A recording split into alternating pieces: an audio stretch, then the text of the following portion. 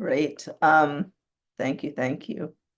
Well, hi everyone. It's great to see all of your faces and see your little names in the box. Welcome to the High School League 2025 kickoff meeting. So we had a meeting earlier that was just like a more informal or formal meeting of like, here's what we think we know for the season. This is like we have more things developed, so let's get into it. Yeah, to just to reintroduce ourselves, my name is Sydney or Sid. I use they them pronouns and I am the commissioner and underneath my name is the email you can reach me at. And then I'll let Nadeep and Sam introduce themselves. Yeah, I'm Nadeep Dharmasena. My pronouns are he, him. I'm deputy commissioner, and that's also my email below my name there. I am Sam, they, them. I am the league administrator. I also wear a number of other hats for DiscNY. For league purposes, you can find me at HS admin. For other purposes, you can find me at a variety of other emails, which we'll touch on much later in this. Definitely. Okay, so the agenda. We're going to talk about updates since our last meeting, the 2025 administrative timelines, registration reminders, and then we'll talk about medical forms and sanctioned practices. We'll get into the league rules updates and reminders, and then finish off with Discraft, DiscNY partnerships. So our updates. The things that are staying the same from 2024 is our overall game format and length. Our hybrid style, or sorry, hybrid scheduling model.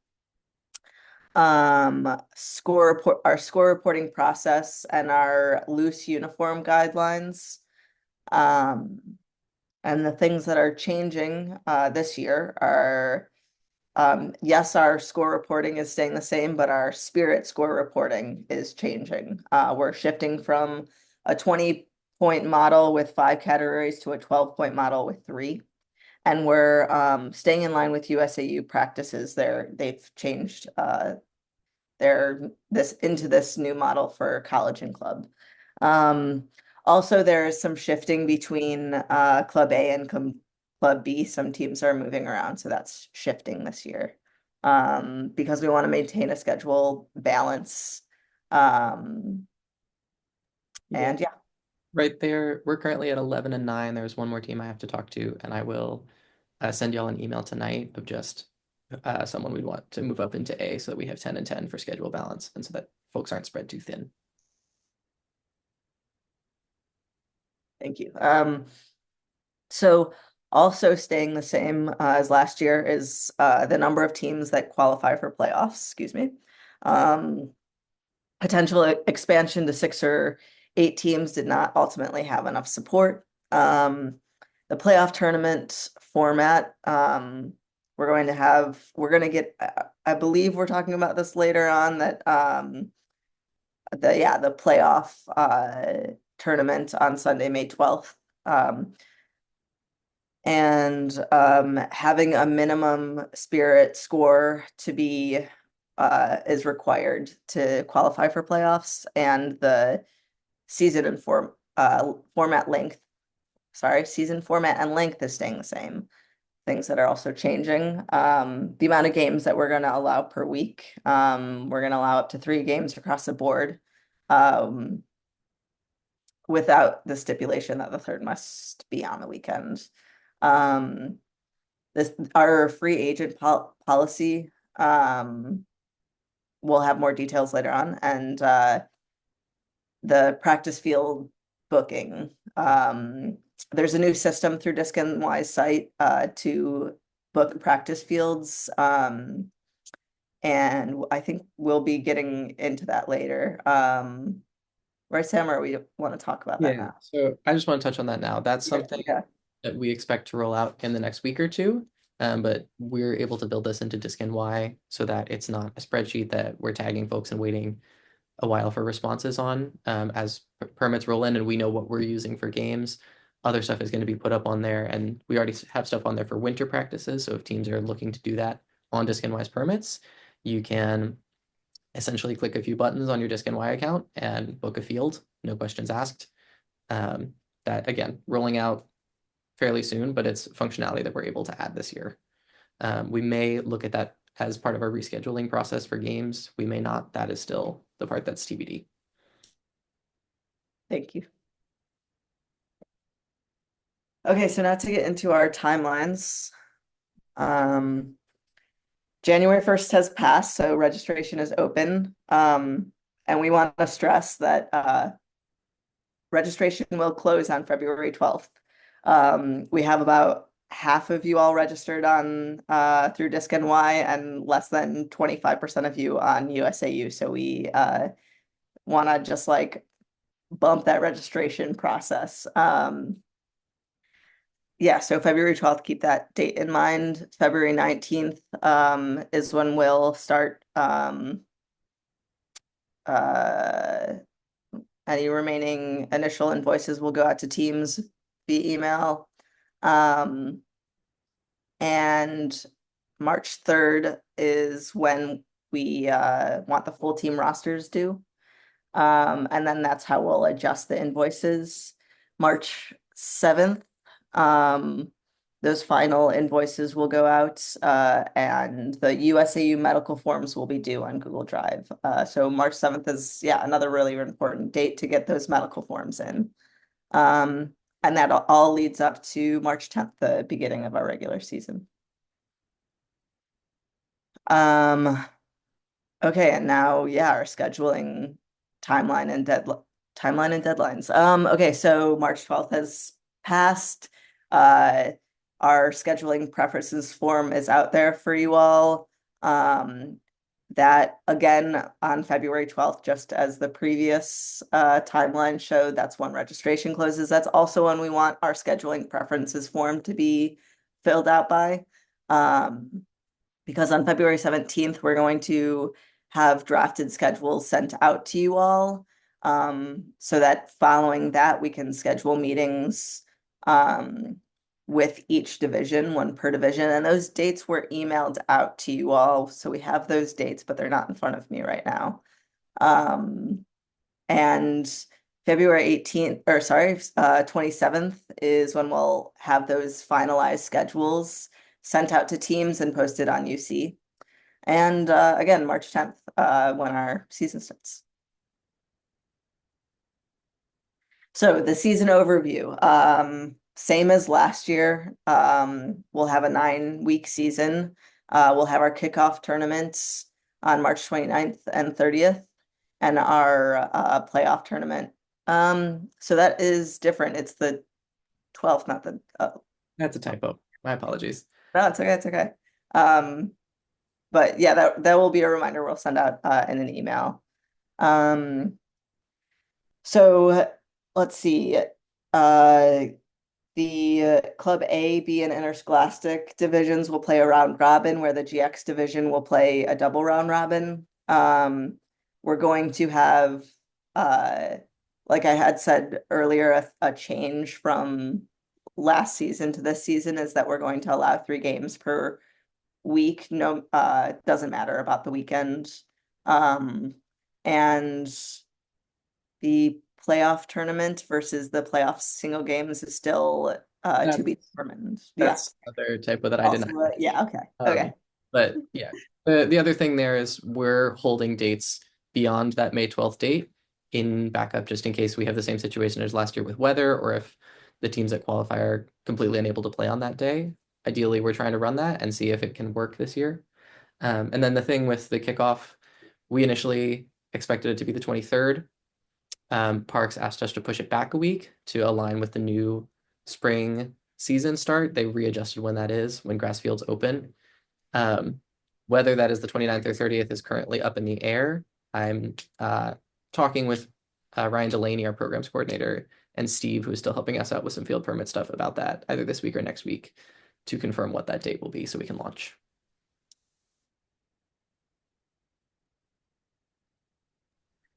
And now comes the part where I send you a bunch of nitpicky things to do.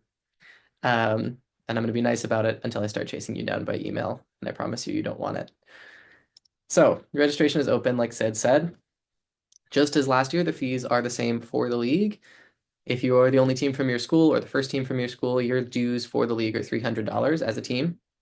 If you have additional teams, that adds $200 in dues. If you have two teams at your school, you are more than welcome to split that evenly, 50-50, and we can set that up on your invoices. Just let us know. So that's us. Everyone who plays in, coaches for, or chaperones in the league needs to have a USA Ultimate membership. That can be an affiliate membership, which is $20, or it's free for BIPOC players and coaches. That is something you can purchase through USA Ultimate. Players can also purchase a $45 youth membership. These went up from last year. This is what USAU hands us. I will note that this year, if the state tournament is hosted again by Albany Ultimate, it will not require a full youth membership because they're an affiliate. USAU is trying to incentivize more participation that way. We're currently expecting Albany Ultimate to host that, which should mean that everyone only needs that affiliate membership unless you're participating in non-DiscNY events, right? So if you're going to Devil-based stuff, if you're going to EULA or other tournaments like that, you're going to need that youth membership.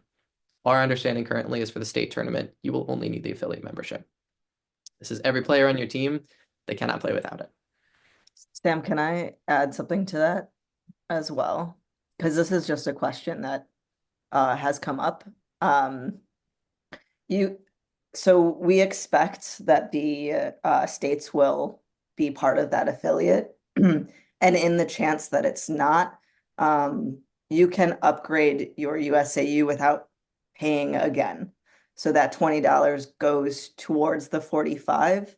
And so we're encouraging players and teams, if they know that they're not going to those tournaments that Sam had just mentioned, to buy the affiliate.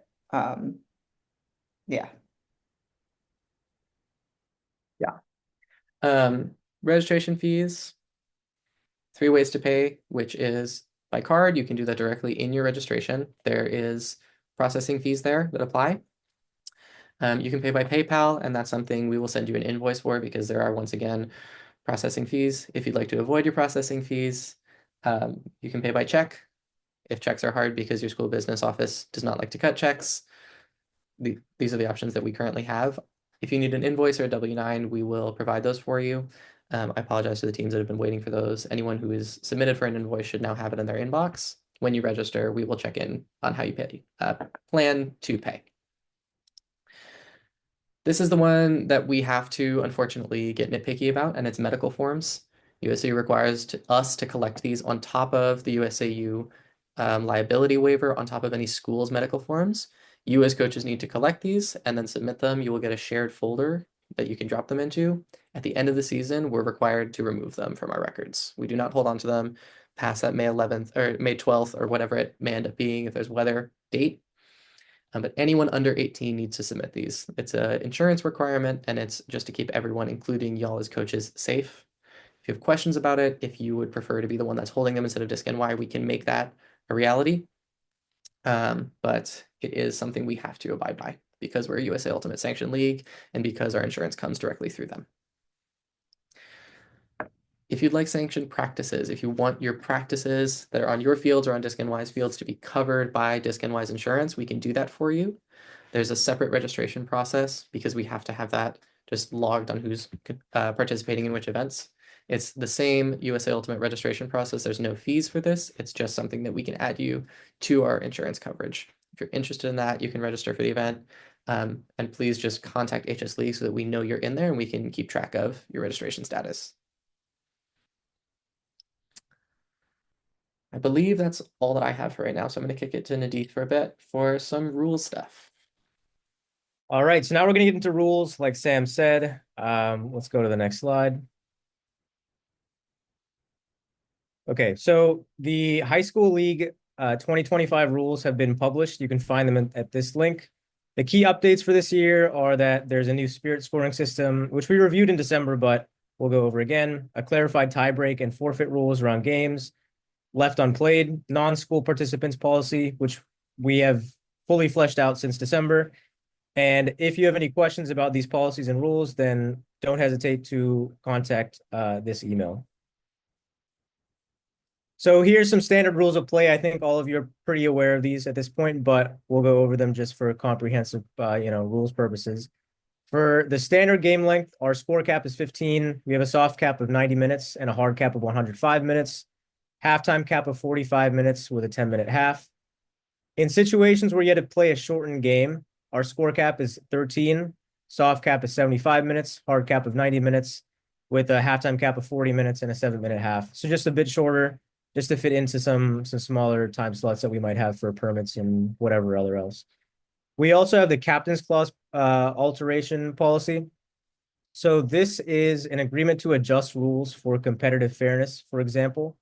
And this will include things like no zone defense in a B division game or no foot blocks. And this is just to keep things fair. And if both teams agree, keep it reasonable.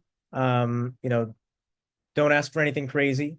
But if both teams agree, then generally, it applies to the captain's clause. This is our fully fleshed out free agents policy. So this year, the new policy is to stay more in line with USAU youth guidelines and school-based competition guidelines. We'll still have a maximum of 2 free agents per team. It just includes a formal application process and a set of guidelines. And we've also clarified who qualifies to be a free agent. So you can read the document that we put up. I could go over all of it, but I think it's easier just to crack that thing open. We also formalize the process of becoming a consortium team. And we allow former existing free agents to continue in a similar fashion to previous teams or previous seasons. This is basically just a grandfather clause. If you've been a free agent on that team, then you continue being a free agent on that team. We're not going to kick you off when you're a senior or a junior, even though you've been playing since you were a freshman or sophomore. Yeah, and the thing I will as well clarify here is we need to know if your team has any out-of-school participants. It is part of a data gathering thing for us as DiscNY in what we do in terms of growing the league, in terms of maintaining teams. But also just because it is a USAU based thing that we're not technically allowed to have this unless we have these exception guidelines in place. So that's something that I worked with our state youth coordinator on, and we're testing these out this year to see how it rolls out and to see how it affects people, with the understanding that things may change, but it should not affect any folks who have been competing with free agents according to the past policies. As long as we know that they're there, there's no reason for us to adversely, affect those people. Okay, thank you, Sam. Now to get on with some of the spirit reminders. So the DiscNY High School League is a no spiking league. This is the case with all the youth leagues. And so we expect you to not spike during your games. All teams must participate in the spirit scoring system throughout the season. We're moving to the more updated 12-point spirit scoring system, where you have 3 categories and you can get a score of 0 to 4 in each. Again, just to reiterate what Sydney said at the beginning of the presentation, this will be considered whenever you're qualifying for playoffs. So if you have a really low spirit score and you've just been mistreating all the other teams all year, you're going to have some issues when you're trying to qualify for the playoffs. So teams are encouraged to have spirit captains just to make sure that there's at least one person really paying attention to these rules. And post-game spirit circles between teams are encouraged, but you're not required to do them. So this is the process for score reporting and spirit score reporting. It's pretty similar in both in both categories. Once the game concludes, we want the coaches to confirm with the other coach that they have the same score tally. Once the score has been confirmed, one representative from each team must fill out the game score reporting form and the spirit scoring form. And we hope that everybody does this before you leave the field. Once you leave the field, there's a whole bunch of other competing interests for your time. You might not remember to do it once you leave the field, but once you're on, when you're on the field, you're probably going to remember. So these scores will not be considered reported, both for score reporting and for spirit score reporting, until both teams report them. That's just for fairness purposes and making sure that information is consistent between teams. And teams should note in their score report if anything came up during the game, if there was an altered length or whatever else showed up in the captain's clause. For spirit score specifically, if anything serious came up that required like a 4 or a 0, or specifically a 0, then you're going to definitely want to note that down. Okay, so now moving on to the DH Ultimate Uniform Partnership. This is something that I'm, famously very passionate about. So we're going to get into some statistics from this season. For background on people that weren't there for the December meeting, DH Ultimate is a super well-recognized ultimate frisbee apparel company that provides low-cost uniforms to a wide variety of teams all over the world. I think the example that I gave in the December meeting was I think the Singaporean national team uses this, as well as Brown Ultimates team uses DH Ultimate. And now DiscNY High School League will also be using DH Ultimate. So the deal was, assuming your team ordered 15 light jerseys and 15 dark jerseys, you would have access to reduced bulk pricing. So we work with DH Ultimate to arrive at these prices. And so we sent these out in December for like pricing purposes. And the short sleeve jerseys were 25 and a half. Short long sleeve jerseys were 26 and a half. Standard shorts are $24. Shorts with pockets were $26. And these two new things added this year were reversible tanks and sun hoodies, which were both $36 a piece. The one big update this year versus last year was that we were able to reduce the minimum order requirement for the jersey package from 2 jerseys and shorts to just 2 jerseys. So now, you order your light jersey and your dark jersey, whether that's short sleeve or long sleeve, and you would have access to the reduced pricing. So the minimum spend per player for access to the deal this year was just $49, down from $75 last year, which is like a 33% decrease, which is pretty good. So a lot of teams were able to take advantage of this year. 9 teams participated in the partnership for this upcoming season, which is up from 4 teams last year. We recognize and we got a few emails from some teams that were unable to meet the January 17th deadline for submitting round 1 orders. So for these straggler teams, I spoke with Andrea from DH Ultimate, and they will accept orders until February 7th, or like February 7th, if your team can wait until late March for jersey shipments. I know a lot of teams last year didn't even play their first game until like April 1st. So for some of those teams, this may end up working. If you're interested in submitting a late order for the February 7th deadline, reach out to me or reach out to the HS admin or HS League emails. I just want to give one quick notice here. One of our goals one of my goals is to really make Ultimate Frisbee look and feel like one of the more like a very legitimate sport. And as dumb as it sounds, making our jerseys look good will go a long way toward making Ultimate a great big sport one day. So I appreciate all the teams that participated, and we hope to have this jersey partnership growing in the years to come. So with that being said, off to Sam for another partnership announcement.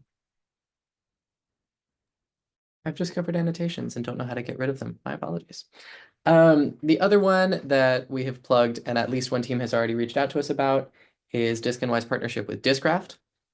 So this is something that we started last year in 2024. Discraft had partnered with us. They're giving us a certain number of free misprint discs per year that we're putting into middle school growth programs, youth summer camp programs. But the other thing is that they give us massive, massive discounts on both just practice discs, misprint discs, and custom discs. So misprints are just discs that either have a generic design on them or, were ordered by someone and then they later change their mind, something like that. You might get a random grab bag of stuff. I've seen old pony discs. I've seen a number of other things. Sorry. I have seen a whole wide variety of stuff. That's $5 per disc plus shipping. It's a great way to just add to your practice bag. Generally, misprints sell for closer to $8 or $9 on other sites or direct from USAU. So we can do that for you. You have to order through us. Custom discs, youth teams get a 25% discount in addition to the discount that you get as a USA Ultimate member. So I think the example there is where a custom disc, I think I can have this in front of me. Custom discs through USAU, if you're ordering about 100 discs, it is somewhere between $5 and $6 per disc. We can get it to you for under $4.50 per disc. depending on the quantity you order, and depending on the design that you're in. So we have a form, we have a pricing menu, and we have an email set up that's just discs@DiscNY. The restrictions are that they have to come through DiscNY's account. And if you're using a super color design, which is the sort of fancier process, I regret everything about. There we go. There we go. If you're using a super color design, you do have to put the Discraft logo on there, just as part of the partnership, as recognizing that we are promoting their brand. If you need graphic design assistance, that's something that we will offer for $20 per hour, a minimum of an hour. That is half the cost of what Discraft themselves will charge for that. So looking forward to that. Horseman has already reached out to us. If you're, restocking your discs to sell or for your practice this year, please reach out. We are more than happy to help y'all. That's most of what we wanted to say. Take a breath, stretch your shoulders. Homework. Sid mentioned this. We are currently lacking in registrations. We are at just about 50% on DiscNY's site. Like the number is either 15 or 16 teams out of about 30. So please get on that. On USA Ultimate's registration, we are at less than 25% registered. We recognize that parts of USAU are either under upgrade or partially down right now. The background check system and the safe sport system, of course, which are the things that affect youth leagues the most, are currently being upgraded and have some glitches. My understanding is they're working to fix that within the next week. But that's, programming and development timelines. So take that with whatever grain of salt you feel is appropriate. We totally understand that if we need to adjust roster deadlines for that kind of thing, that's something we can do. But please at least renew your team, roll them over, get them set up in USA Ultimate, have them join the event and the sanctioned practices event if that's something you're going to do. There is a whole Google Doc that is linked to the slides that you will get with every single detailed instruction you could need about how registration works and what we require from you. Also, please reach out to us if things on there are not clear or if you need additional things. We don't want to hang anyone out to dry.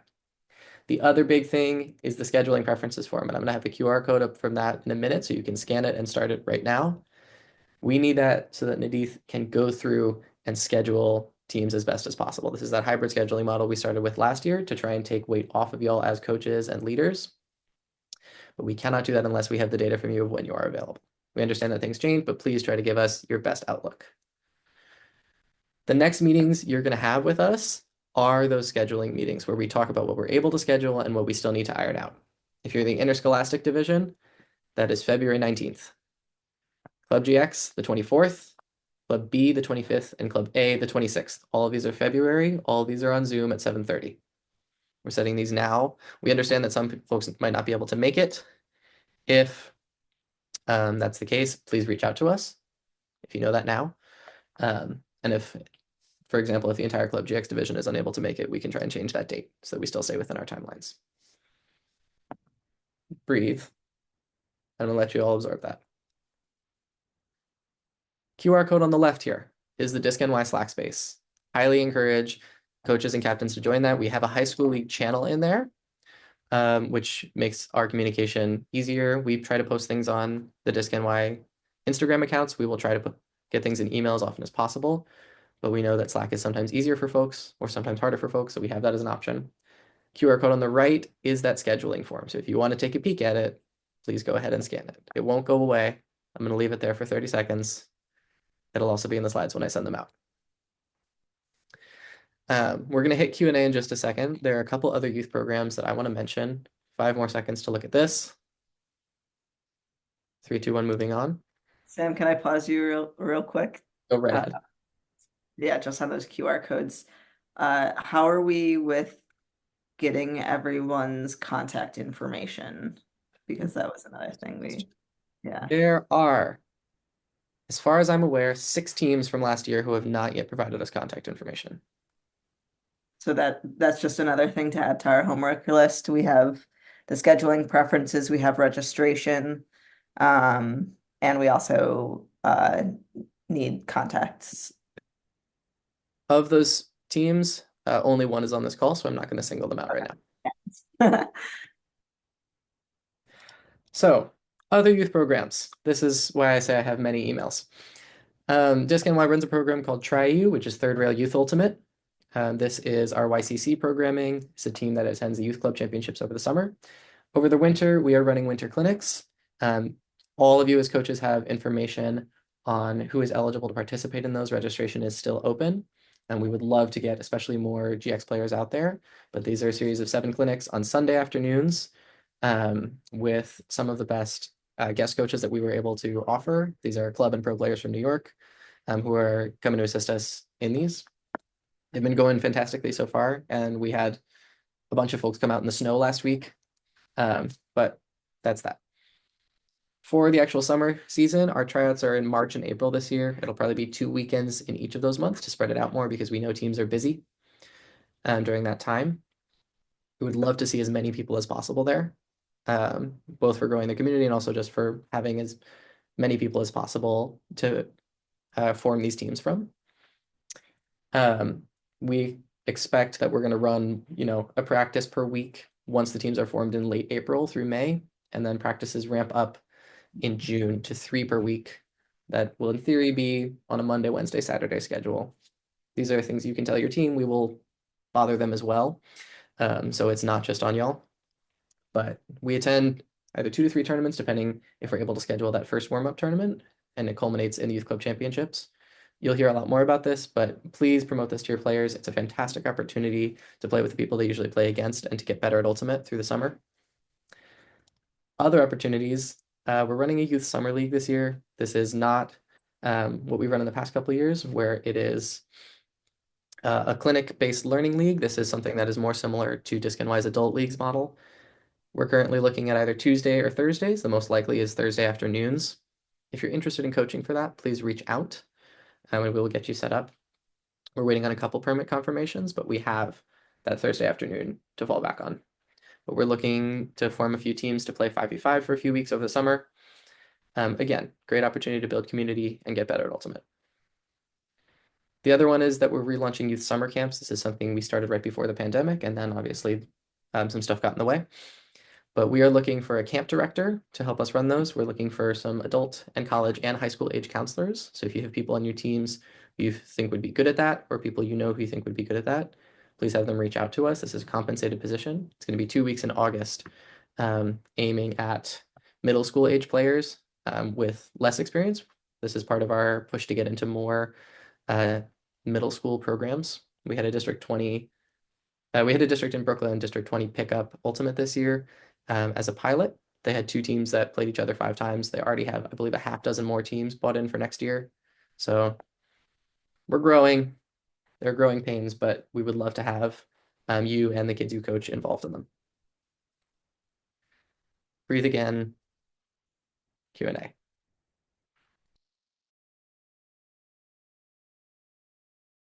Yeah, that was a lot of information we just threw at you all. So please, if you have any questions. And I can say one came up already while people are percolating. Phil wanted us to talk about the definition of a spike in this league, which has come up in the past couple of years as well. I'm happy to, unless anyone else wants to, but It's a disc after a score being thrown on the ground in a celebration. And I think, we've been, and I'm a blur. We've been flexible with this and what it fully means. And like, there are some plays that warrant celebration, and we can all recognize that as people who've been around Ultimate. I think the main thing is we really just don't want it to get to the thing where we're spiking at other people or in ways that are going to affect the game, right? If you sky the pants off of a pile and you want to toss the disc aside, I can understand that. If you catch a tightly contested throw and want to turn it around and show your defender who's boss, please exercise your judgment as coaches and recognize that that's not something we want to really, right? Obviously, we have that captain's clause. It can be a discussion between teams of like where you feel the line is. But as a rule, youth leagues are not supposed to have spiking.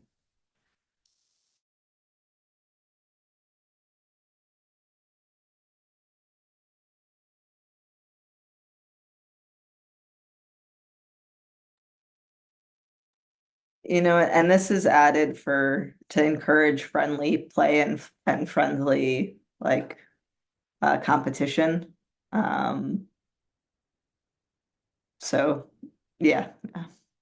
Um, Another thing that I wanted to add just as a um ask that we all have for you in filling out the scheduling preferences form. I think something that was hard last year that we want to make an ask for is to fill the scheduling preferences form out with your like best of your abilities and clearly, and take your time with it, like to make sure that it's correct, because we use that data to schedule you all. So like if the data is incorrect, then the scheduling is going to be harder. So that yeah.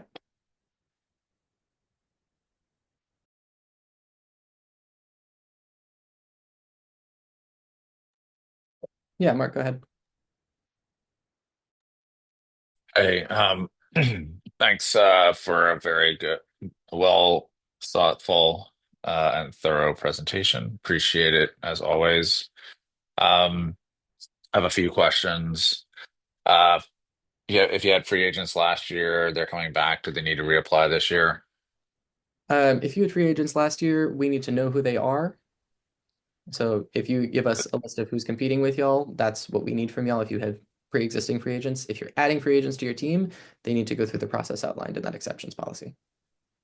Gotcha. And just my recollection is that if you have a B team, you're not eligible to have free agents on your B team. I think typically we have said that. Um, Actually, I don't fully know what that policy has been. That is potentially something I overlooked in that specific area. But I Okay, don't, well, Evo, I think, is still on this call and has more historical knowledge than I do. I think that's the new under the new rule. Uh, do you have a B team? I mean, I don't have the rule in front of me, but I'll follow up on the B team. Sounds good. Uh, Spirit circles, they're optional. Um, should a team be should a team's spirit school score be negatively impacted if the teams do not perform a spirit circle at the end of the game? Like, should a, like if somebody refuses to do a spirit circle, sure, but like, some teams do spirit circles, some teams don't. If we're asked to do a spirit circle, we almost always do. But should that in any way impact spirit scores? My instinct there is no. It's not something that we technically require. It's not something we write into the spirit requirements. If you feel like, again, I don't know what Sid's going to say here, but like if it feels like it's out of malice, that's one thing. If it's just like that's not something we're looking to do right now, that's another. Yeah, just like, I think like part of the thing I would encourage all coaches is to really kind of understand the spirit scoring, um, and to talk to your captains about doing it appropriately since it does impact teams' abilities to get into the playoffs. I've heard of teams giving bad spirit scores just because they lost by a lot, which I thought was pretty not appropriate. So that's just something to keep in for coaches to keep in mind. Um, a couple more questions. Yeah, So let me just interrupt real quick. I think the overall purpose of the spirit scoring system is just to make sure teams are being generally respectful to each other. If you receive a low spirit score, that means that I mean there could be a situation where a team gave you a low spirit score because they, lost or something. But generally speaking, we're using this, and I think generally it's used just to make sure that teams are being generally respectful to each other. So yeah, I think it's great that we do it. I'm just making sure that we're not that people understand how to how to do it appropriately, and to just do it and do the spirit scoring in good spirit, I guess. Yeah, I mean, So Mark, you bring up a great point. I think like us as adults, as coaches, as parents, as chaperones, like we can encourage our players, our students to learn about what the spirit of the game is and encourage like spirited play, and really focus on that. And that's why we make such an investment in the spirit score, is like we want spirited games and spirited players, like, so. Yeah, thank you. So we so the two teams or the more than one team at a school rule, does that apply for multiple teams from one school that are in different divisions? So Brooklyn Tech, we have th two boys division and one girls division team. Would the third school, would the third team, would the third team count as a third team? Yes. Okay, cool. And then lastly, there was some rule about shortened games. Could you guys provide some context on when that rule might apply? Yeah, there are some situations last year where a game, for example, was scheduled at a sort of late time, and obviously we're all capped by the sun at some points during the season. So if your game is going into the dark and you need to cut it off early, that's where those situations would arrive. Okay. It's Okay. cut off early. We might have a permit that gets cut short, or teams cannot get there until midway through the permit. It's also sort of a fail safe for like, hey, the MTA screwed us over today, and we're going to be half an hour later than we thought we would. So it's not a like we just want to agree to play a shorter game. For the most part, if there's like extenuating circumstances where like one team is really it has some stuff, please feel free to reach out to us and clarify. But generally, there are circumstances that we cannot control about either the field space that we're on or the daylight we have. Force majeure. Sarah. Gotcha. Okay. That's all I had. I appreciate it. I'm going to grab one that came in the chat that I responded to but want to name. There is no maximum roster limit, but we do say you have to have at least 10. That is both for scheduling, because if you are low on players and your availability changes based on who's available, it becomes harder to do it the less players you have. It's also for the health and safety of the players. If you have a team of 8 people that has to play a 10-game season or more, it gets hard on their bodies. And we pack certain things into certain parts of the season, but we want the team to be sustainable, both for the program and for the players involved.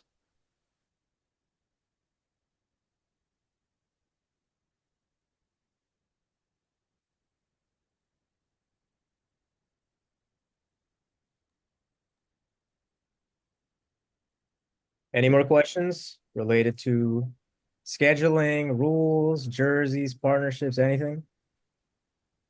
I know there's got to be at least one.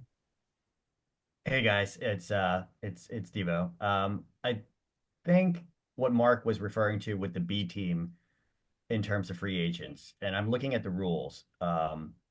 It sort of says teams accepting free agents should have a need for additional players on their roster, and that's defined as schools without a JV or B teams as part of their programs. But that's like going forward into the future, right?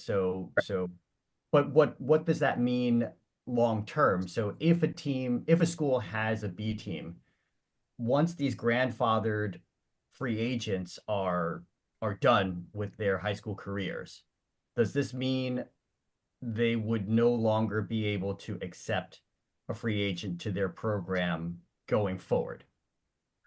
Some of that is going to be based on what we feel like the need is, and this policy may adjust. Right now, that's on there as a should, not a must, because we know it's not realistic, and the language may stay that way because it may continue to not be realistic, right? This is a clause that is taken from other versions of these policies in other states, of just like, ideally, if you're taking folks on, it should be because you have a need to. We recognize that in the current state of Ultimate New York, that's an ideal, not necessarily completely realistic in every situation. In terms of what that means for B teams, I need to look at the language directly in front of me again. But whether or not the B team has free agents is not something I had directly thought about on that particular clause. Okay, so I mean, in terms of that, we maybe just need to flesh that out a little bit more to fully understand, what we can or cannot do in terms of recruitment. For sure. And that's something I will look at. Barry, to your question in the chat, free agents are essentially players from other schools. So there are times when certain schools are able to accept these and certain schools are not. I know with Nice Ace, it's a lot harder for folks to do that. Those eligibility exception guidelines have what's allowed. We have typically allowed, like if you have someone in your feeder middle school that wants to play, or like in 7th and 8th grade, that's technically up to coaches, whether or not you want to give that person a spot on your high school team. If they're coming from a school that is not your school, so I know LaGuardia currently doesn't have a team and they have some folks who play for other teams, for example. That is when we start calling them a free agent or a non-school participant there. But that kind of language is laid out. Got it. Thank you.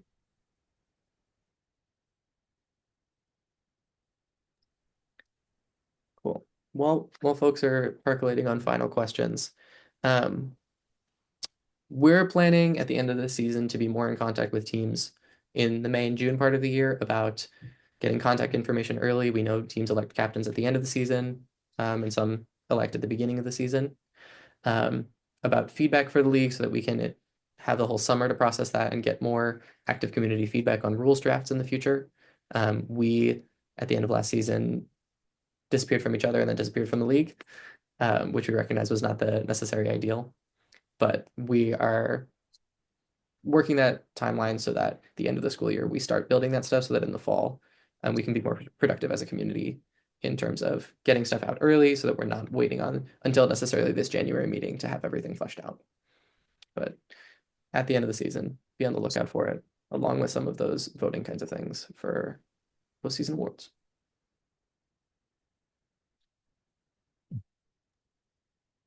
Sam, could we take some time to talk about booking practice field permits? We can. Yeah, The- or is it not ready? Sorry, Essentially, you have to file. it is a function on DiscNY. It's a page that I have not made public yet because I need to make sure the permits are entered correctly. But you search for the date and time you're looking for, and available time slots will populate. And you can click on one, and it will ask you to add it to your cart. There is no charge for it. So once you add it to your cart and check out, it will be added to your account. But rollout of that is coming, and with it will come instructions either as a video or as a Google Doc.